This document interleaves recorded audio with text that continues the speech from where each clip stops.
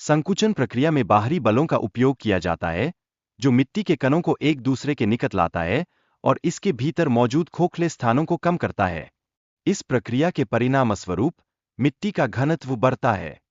जब मिट्टी संकुचित होती है, तो यह अधिक लोड को सहन करने में सक्षम हो जाती है, जिससे भवनों के लिए एक मजबूत और स्थिर आधार प्रदान होता है। इसके साथ ही यह निर्माण की समग्र गुणवत्ता में सुधार लाता है। संकुचन के परिणामस्वरूप मिट्टी की मात्रा में कमी आती है, जो इसे अधिक मजबूत और स्थिर बनाता है। ऐसा होने पर संरचना के नीचे की अस्थिरता में कमी आती है, जिससे दीर्घकालिक स्थिरता सुनिश्चित होती है। घनत्व में वृद्धि मिट्टी के कणों के बीच संपर्क बल को बढ़ाती है।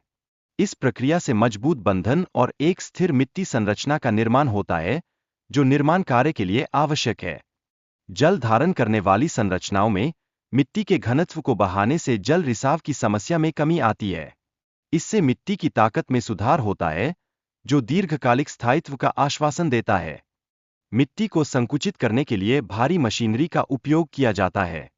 विशेष रूप से कंपन संकुचक जैसी मशीनें मिट्टी के कणों को घनीकरण में सहायता करती है, जिससे संकुचन की प्रक्रिया और अधिक प्रभावी बन जाती है।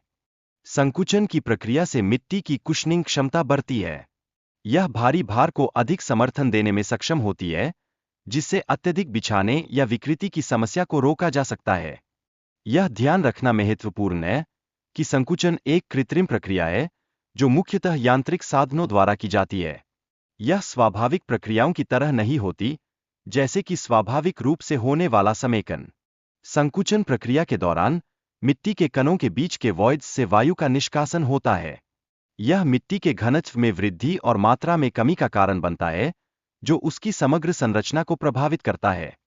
हालांकि अत्यधिक संकुचन मिट्टी की पारगम्यता में कमी कर सकता है, जिससे जल का मिट्टी में प्रवेश करना कठिन हो जाता है।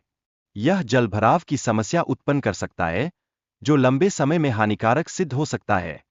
इस प्रकार मिट्टी में सूक्ष्मजीवों और मैक्रोजीवों के लिए भी यह हानिकारक है, जो मिट्टी के स्वास्थ्य और पोषक चक्र के लिए महत्वपूर्ण भूमिका निभाते हैं। इसलिए संकुचन के नकारात्मक प्रभावों को कम करने के लिए मिट्टी के प्रकार का उचित मूल्यांकन करना आवश्यक है। साथ ही उचित संकुचन दिशानिर्देशों का पालन करना भी महत्वपूर्ण है।